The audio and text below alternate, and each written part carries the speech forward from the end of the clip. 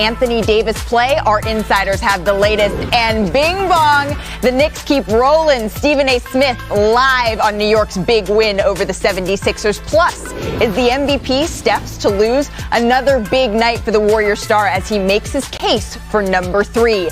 NBA Today starts right now.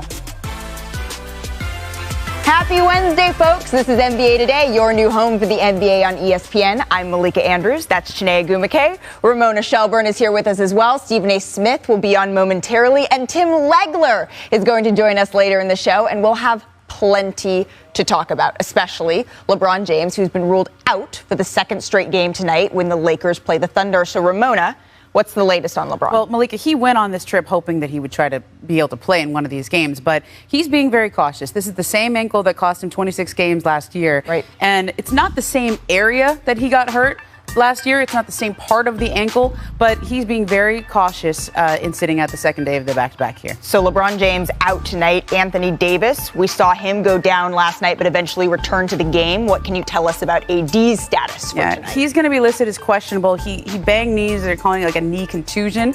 But if I had a guess, I would say he does not play today. It doesn't make a whole lot of sense for him to push this second night of a back-to-back. They need to be careful with him. Well, and Frank Vogel said about LeBron James, not about Anthony Davis, but this is a marathon that they are trying to get through. Chiney, what does this bring up for you? This brings up another big night for the Brody, Russell Westbrook, especially back-to-backs in OKC, feeling good, coming off of 33, 10, and 8. And so I think he's capable to show that they can galvanize around him. His energy was contagious. And so I think it'll be interesting. This is why they got him, to have another star when LeBron's not able to go. Absolutely. And the Lakers are 1-0 without LeBron this season, and here's how they got it done last night versus the Spurs. LeBron James was not in action, but you see him on the court. Russell Westbrook and Anthony Davis would have to step up. So fast forward to the good part, the fourth quarter. Russ finds Anthony Davis. Davis hits the mid-range jumper. Davis had 35 points and 17 rebounds. So about a minute to play. Lakers up by 1. Malik Monk pulls up.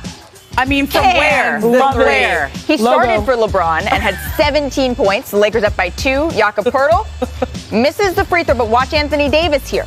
Anthony Davis stays down. He's still down underneath the basket. DeJounte Murray finds Bates D up for the layup. Spurs tie the game here, but Anthony Davis is still down grabbing his knee, but he ends up staying in the game here.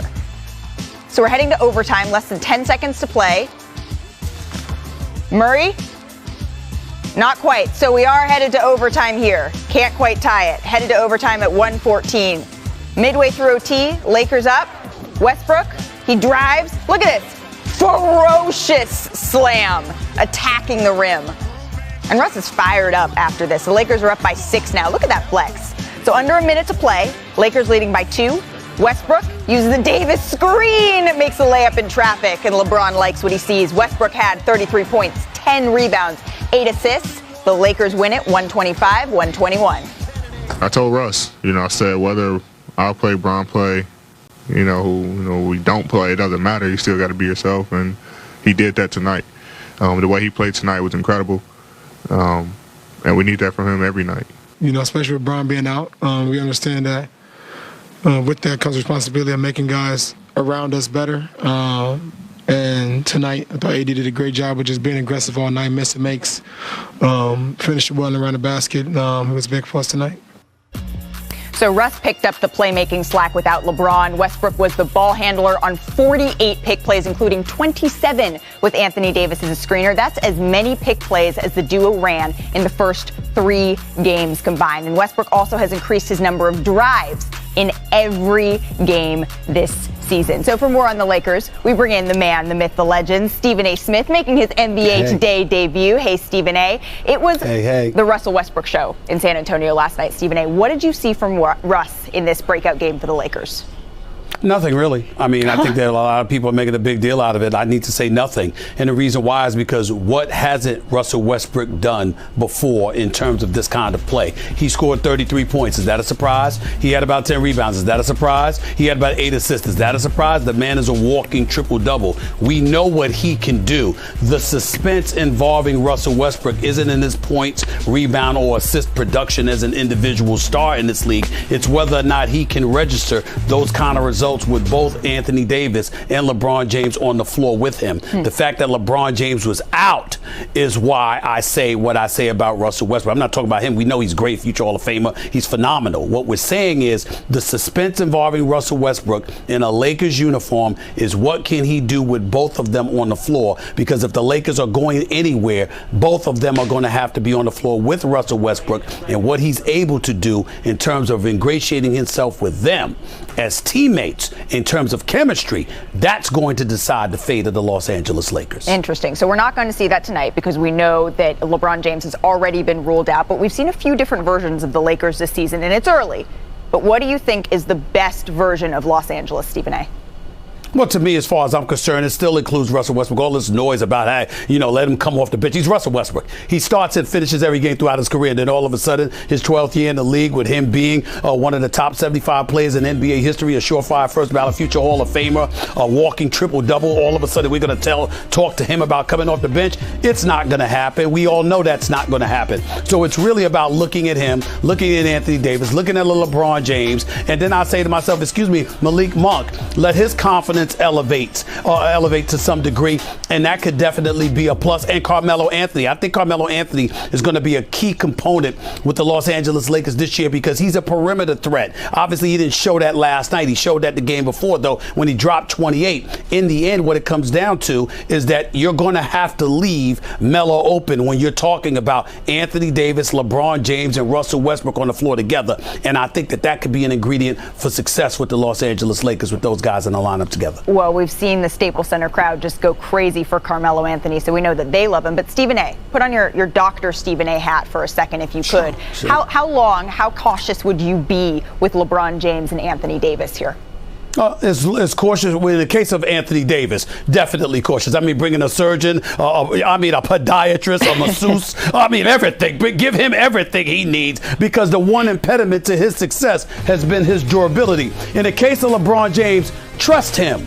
Listen to him. This is a guy that takes phenomenal care of his body. He's constantly monitoring himself in terms of making sure that he's in peak condition. And he's proven over the years not only that he's durable, but that he's trustworthy. He knows his body better than anybody else. So you listen to him and let him guide you as to when he deems himself ready and when he doesn't. But we all know that this Lakers team is assembled for playoff action. Carmelo's 37, LeBron's 36, Russell Westbrook is 32, going on 33. Anthony Davis has been in the league for a while. We know Rondo's been in the league for a while. This is a team that's built for the postseason, not the regular season. So it's not important for them to be a top 2 or 3 seed. They could be a 4th or 5th seed. It does not matter. As long as they're healthy, they're a legitimate threat, and we all know that. It's a marathon, not a sprint, right, Stephen A.? But I appreciate you putting your doctor's hat on for a little bit. Thank you for coming on. But will you stick around for me? And do you want to talk a little about Knicks in a little bit? Hey, listen, it's you and the ladies, Shanae, and come on now. All of y'all, of course, Ramona, I'm here for y'all. I'm here for y'all. Oh, well, then can I get a little bit of a bing bong? Have you seen that going around? Bing bong? Yeah, no. There you go. Here's what I'll give you. We here. Oh. I'm in New York. We here. Well, then I'll give you that. Come back for that. We have to come back for that, Stephen A. Yes. I appreciate you. Yes. So we have more to talk about with the Lakers, though. We have spent some time talking about LeBron, Russ, AD, and even Carmelo. But Shanae, you were focused on somebody else. Who was that? It's Malik Monk. And I was just thinking about this Lakers game, and I kept thinking about luck. As athletes, you create your own luck. But by definition, luck is where preparation meets opportunity. And Malik Monk is a perfect example of this. We knew AD is capable of having MVP caliber games. We knew Russ was capable of having MVP caliber games. But you create your own luck, especially in a role like Malik Monk did last night with his shooting ability. Y'all, I love it.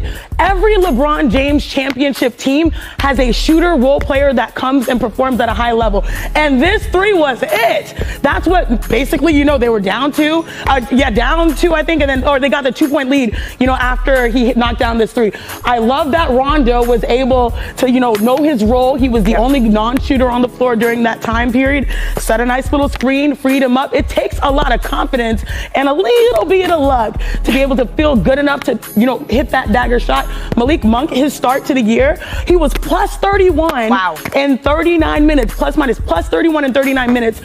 He's created his own luck pretty much for the Lakers, and that helps him, especially with LeBron James out. And you're going to need to get those others going, as you mentioned, create that space on the floor. And Malik Monk has certainly stepped into that role, especially with some guys being injured that we thought maybe we were going to see earlier this season. So they're looking pretty good. As mentioned, the Lakers and OKC tonight, off tomorrow, and then back in Staples Center on Friday night versus the Cleveland Cavaliers to start a 4-game homestand.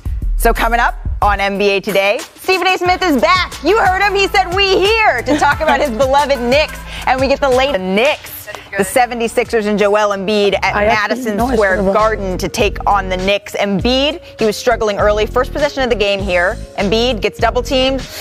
Air ball. Later in the first, Embiid off the pick and roll here. Misses. Embiid was 0 for 5 from the field in the first half. That's the 4th time in his career without a field goal in the first half. So then, while Embiid was struggling, the Knicks were red hot. Julius Randle from the left wing. He hits it. Evan Fournier off the inbound pass. And yeah, you guessed it. He hits it. Then we're midway through the second quarter. The Knicks up by 6. Emmanuel Quickly, that is filthy. He crosses over Tyrese Maxey and hits the 3. Kentucky on Kentucky right there. Take another look at this, because Quickly, as he's coming back, he points to the spot on the ground where he made the crossover. Spike Lee loves it. The Knicks led by 20 at half. Third quarter, Kemba Walker 3. Walker had a team-high 19 points, and the Knicks win 112-99.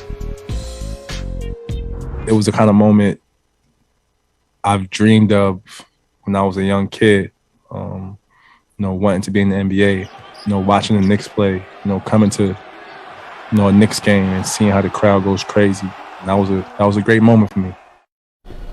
One of my favorite parts about New York is the tabloid back pages. Look at the daily news. Bing bong, the skid is dead. So that's become a rallying cry around New York now. And when the producers asked me who I wanted to talk to about the Knicks today, I had only one answer. And he's here because we here. Stephen A. Smith. We here. We here. We here. So what's your assessment of the Knicks this year after last night? Well, first of all, I'm very, very pleased. Number one, their offense is one of the top 3 offenses in the game. They've got 2 victories already this season against Boston and Philadelphia. That's within their division. Let's give them props for that. They lost one to Orlando. They shouldn't have lost after beating up on Orlando a couple of nights earlier. In the end, they're a 3-1 team, and I'm looking at them right now. I know their defense is going to be even better now that Mitchell Robinson is back in the lineup and Tom Thibodeau is still their coach. But I'm most pleased with what I'm seeing offensively. They got a backcourt now outside of Derrick Rose that actually can create their own shots. Fournier and obviously Kemba Walker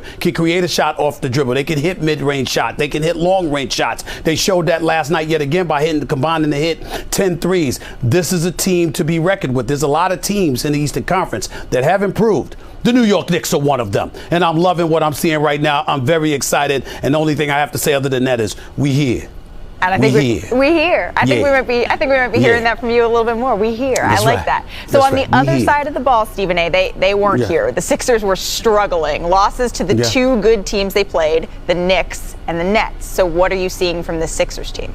Well, I'm very alarmed from the standpoint, number one, I'm not really alarmed by Joel Embiid because Mitchell Robinson and those boys was in there. He went without a field goal in the first half. His heart didn't seem into playing too much last night, and we got to monitor that, of course. But I think the absence of Ben Simmons is proven to be profound. This is an all-star caliber player, an all-world defensive player, incredibly athletic, ability to create shots for other people, and he's not in your lineup right now. That calls upon Tobias Harris and Maxey and others to really, really step up, and Seth Curry as well, and be an offensive force, and that might not be in their repertoire on a night-in, night-out basis. What you look at when you see the Philadelphia 76ers, I'm sick and tired of seeing Doc Rivers explain something about Ben Simmons. I said it last week, and then Daryl Morey came out and did an interview with my man Mike Missinelli in Philadelphia, but then after that he disappeared again. Daryl Morey is the one that needs to be answering questions about Ben Simmons. We're hearing that, we're in a good place and we're making progress. Well, what the hell does that mean? Because at the end of the day, when you look at the rest of the Eastern Conference, you're looking at Brooklyn, you're looking at Milwaukee, you're looking at Miami, you're looking at Chicago, you're looking at all of these teams, okay? And of course the New York Knicks as well.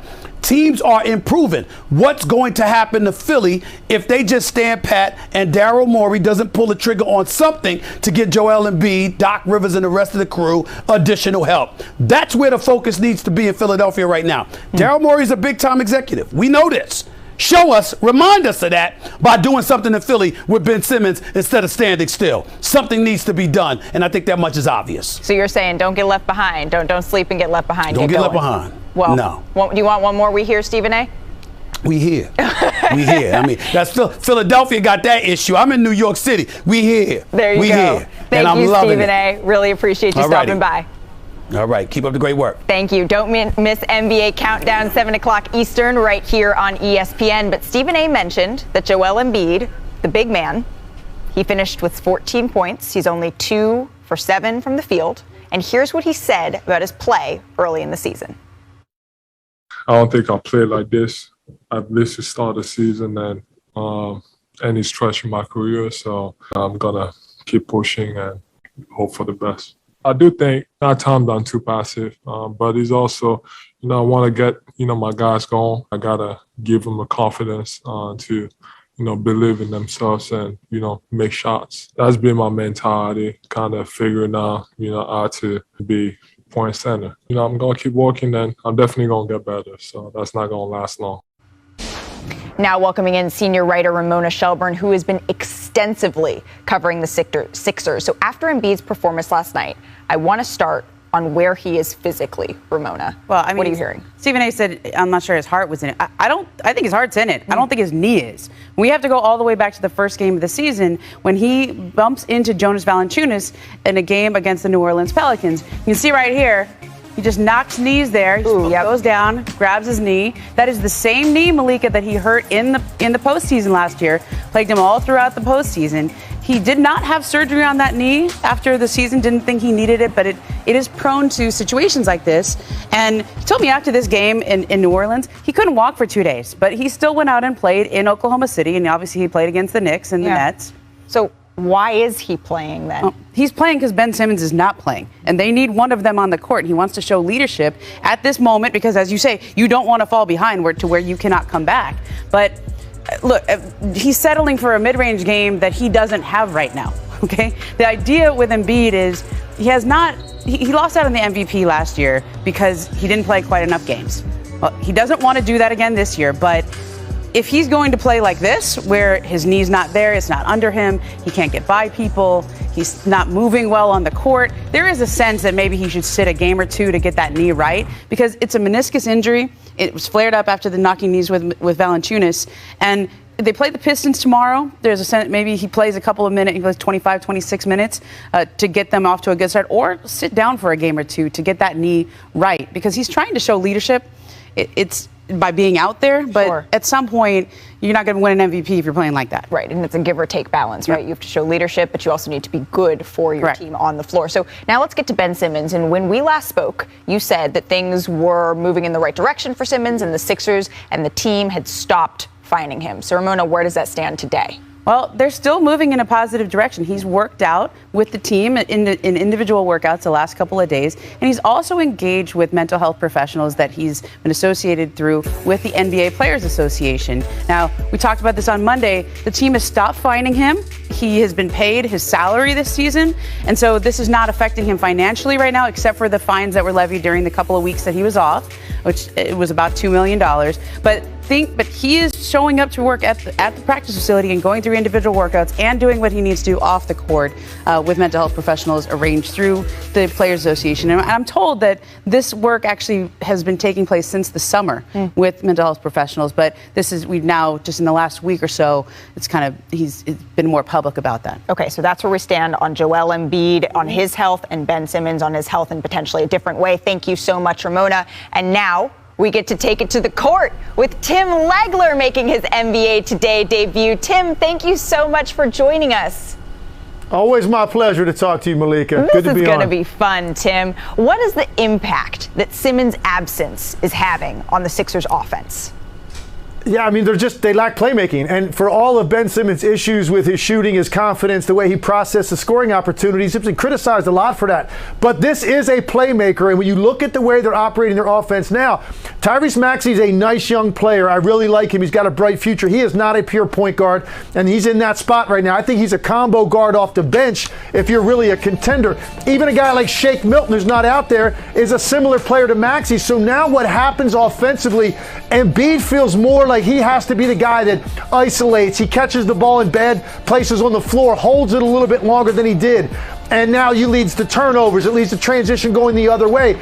Even the guys that are playing backup point guard right now, Furkan Korkmaz, Seth Curry, both really good NBA players, really good shooters, critical to this team. They are not pure point guards, particularly Korkmaz, who has become basically their backup point guard. So you see their offense bogged down, and there's just not a lot of easy playmaking to be had. And Joel Embiid is the guy that benefits more than anybody else from that. So when you look at what happened in the Nets game, when they broke down offensively in the fourth quarter, couldn't get quality possessions and blow that big lead. You look at the way they played last night when they got their doors blown off by the Knicks, and they never really mounted a run because they're lacking that playmaking. So for the Sixers right now, you look at this saying you took an all-star caliber player off the floor, and we haven't replaced them with anything. How long can this situation go on before something is going to give? Because you're asking an awful lot out of Joel Embiid, and I thought he looked very frustrated last night. His body language wasn't great. Yeah, that's interesting, Tim. The Sixers host the Pistons tomorrow night. And Tim, can you please stick around? Because after the break, after a triple-double 45-point game and a perfect start to the season, Tim, will you show us how Steph Curry is reestablishing his MVP impact at age 33 as NBA Today rolls on? Together, you know, those guys are kind of like jazz musicians out there. And that is another ATO. That's what you call gravity of the defense. Mounted like that, you better not be slacking. And Curry with the three. The quick passing back and forth, Curry and Draymond Green. Shoot it with confidence then. Draymond Green with the three. And the Warriors are going to move to 4-0. Jazz musician Steph is doing Steph things once again this year. He's averaging 29 points per game, which is on pace to be the third best in his career, and 8.3 rebounds per game, which would be a career high by far. Curry leads the league in total three-pointers made and is shooting 96% from the line. So we now welcome back in Tim Legler. And Legs, the Warriors got the win, and Steph had just a pedestrian night by his standards in the box score. But show us how he was still able to impact the game out there. Yeah, Malika, he's rolled back the clock to 2015. This is the Steph Curry pre-KD arrival in Golden State, and there's just nobody quite like him in terms of the number of people he engages defensively, both directly and also in terms of watching him. And here's a perfect example. He drags two. He has done his job. This is 40 feet from the basket. He takes two guys all the way to the sidelines, and look what it leads to on the weak side. You get Iggy slipping to the middle, wing, then middle, and now you've got a decision to make on the weak side. You've got three offensive players against two defenders. So now it's just a matter of make the simple pass. They do. Otto Porter's the recipient of a wide open three. And there's a critical turning point in the game. Another example, Steph comes down a transition. This time he's in the middle, but look at how many guys are worried about him. Not only the two initial guys on the dribble handoff, but look at Dort also at the top. His eyes are on Steph Curry, and as a result, he's late getting back to the play. Ball goes middle, and again, it's simple ABC basketball to the weak side to Otto Porter. So those 2 threes back to back, that's when Golden State started to get separation in this game. On a night when Oklahoma City really outplayed them for 3 quarters, it's Steph Curry's magnetism, right? The gravitational pull of occupying defenders, making guys communicate, and what it leads to for other people. This roster has a lot of role players right now that are playing like impact players, and it's because of Steph Curry. Well, it sounds like you're a little high on Planet Steph and his MVP chances. Am I reading that right, Tim? You certainly are. Listen, they asked me to pick one before the season, Malika, because that's what we do around here. And I said, I'm going to go with Luka. But you know what? This is why I never went on blind dates. I like to see it before I have to make a prediction. Okay, so now that I've seen it 4 games in, I'm looking at Steph Curry and I'm looking at their roster.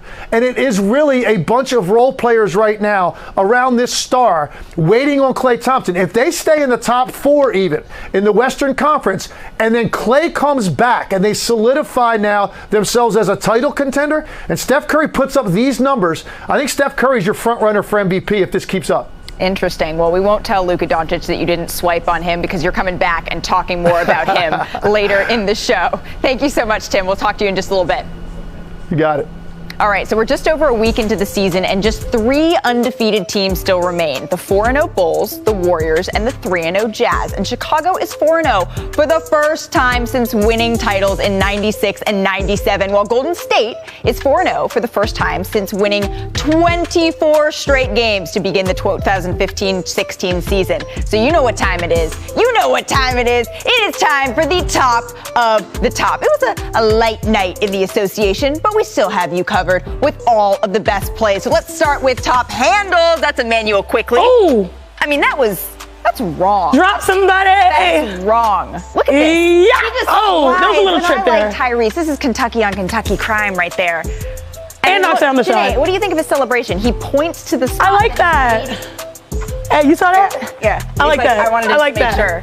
I like She's just that. flying across the hub when sees her full outfit today. That's just, The you're shoes. like, that's your point. I mean, I would celebrate like that too. All right, so next we got top offhand, and that's Andrew Wiggins. Take a look at this. Flies in, little lefty. Oh, with the left. Little lefty there. You know what I love about this? The volleyball roll at the end. But yeah, the left is hard to gather, but it was a nice little grab, aggressive. Remember we learned from Vince yesterday, don't cock it too far back. He stayed in his range. Pretty. Exactly. I mean, he made that look good. And high-fiving with the left. Yeah, see? Maybe he's going to be left-handed for a little bit now. All right, we have top and 1. That's Jakob Poeltl, the pick and roll action. Check this out. All right. Pass. Hey! I like that. Oh. I like that on the Brody too. Ah. Oh my goodness. What do you think? It's a smart business decision not to hang on the rim. Right. I think it's like just get in, hit get out. Hit it and quit it. So do you think that Vince would move it? No. Upper room. Not there yet. He's not making it into the upper room. All right. I think Vince might be proud on that one. His standard, as we learned yesterday, very high. High. It is upper. It is tippy top. All right, Shanae. Coming up on NBA today, we've got a star-studded lineup of point guards on ESPN tonight. Trey, Ja, Dame. We break down everything you need to know heading into tonight's doubleheader. At 7:30 Eastern, and Atlanta has leveled up on the defensive end, holding teams to 96.1 points per 100 possessions. That is second best in the NBA, and that can make for a tough night for the Pelicans team, who is the 3rd worst offensive efficiency, and 30. That has been the magic number for Trae Young and the Hawks, as Atlanta is 18-5 when he doesn't go for at least 30. That's compared to 20-23 when he scores 30 points or more. And Young is already the king of the super deep 3. Trae knocked down 20 shots between 34 and 36 feet this for the first 3 seasons in the NBA. That is by far the most shots made from that distance by any player over the last 25 seasons. And that shot distance has been tracked for those 25 years. So, Chiney, we welcome you back, my sister now. Chiney Agumake back with me on NBA Today. And Chiney, whenever we talk about the Hawks, it kind of feels like we talk about Trae Young, but yes, you think this Atlanta team... She's like, yes, emphatically. All right, tell me then, why do you think it's more than just Ice Trae? It's a collective. But first, I like this idea about Trae knocking down the deep 3, because guess what? He's so young at the age of 23 right here. He watched Dame for a little bit. He watched Steph. The game has changed, and he's been able to make that his strength. Now, look at the collective. There are a lot of great players that are under 25 or so. We instantly think of the Celtics, but we need to start thinking about the Hawks. Cam Reddish, John Collins, DeAndre Hunter, Clint Capella, a little bit older, Kevin Huerter, so much better. I love this collective. They might be the most deep, young team in the NBA under 25, top to bottom. Now, what they're able to do, I mean, they touch all aspects of the game when you get the dunks, when you get Ice Trae knocking it down. And I do love how last year he improved his game at the rim as well. I think that's going to be important, especially as a guy that's dealing with the new officiating and the three-point, can't rely on them getting fouls.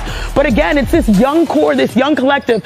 I think they're making an excellent point. Do not cancel, or at least just say, oh, we don't know if these young guys are great just because they're not instant, what is it, instant oatmeal or instant easy bake? I don't know, whatever it is. Easy bake oven. They're not in the easy bake oven. Exactly. I think they're a great case of give them some time, allow them to cook. And now we're seeing the growth happen. They're going to be a great team in about, what do they say, a year away from being a year away, but they show that they have potential going off of last year. Now it's the next step, and it's going to take all of them. And that's when you get the grits extra creamy. So Amen. That's what the Hawks are going to be. So this was a game that was supposed to feature two superstars, Shanae, Trae Young and Zion Williamson. But Zion has been out all season with a foot injury. And for more on that, I want to welcome in ESPN reporter Andrew Lopez.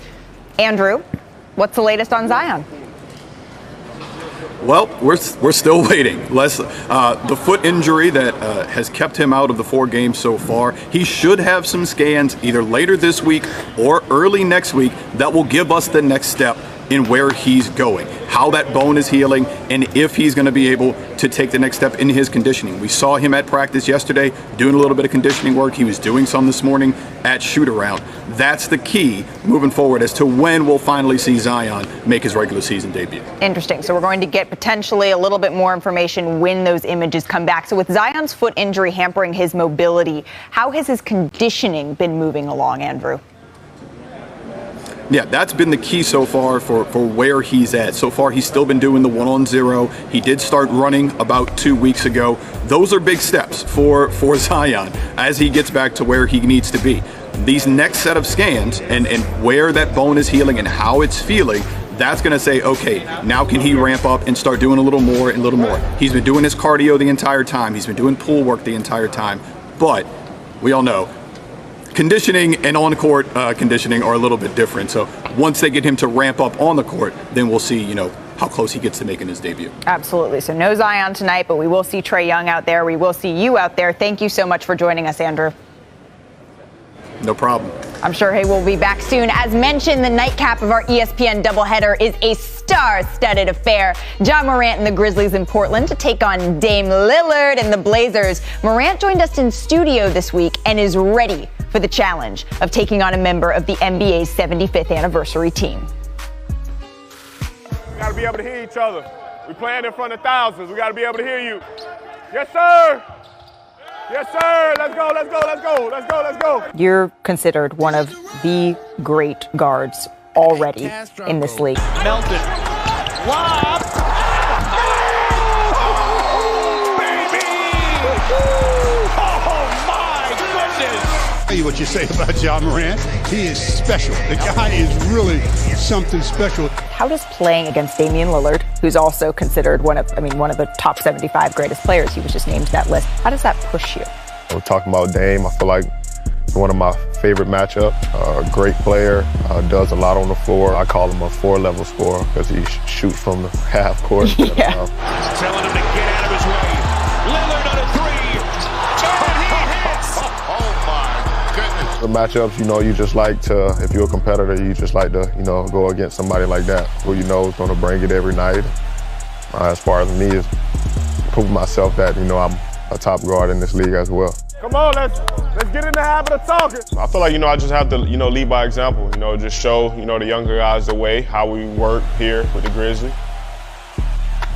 Ja has been as hot as Damian Lillard has been cold to start the season, but with Dame, I don't expect that to last. Morant is averaging over twice as many points as Lillard while making 6 more threes on 6 fewer attempts. So we shall see how Dame starts to heat back up tonight with Ja Morant in town. But coming up here on NBA Today, another young star with Luka and the Mavs. We'll talk to Tim McMahon.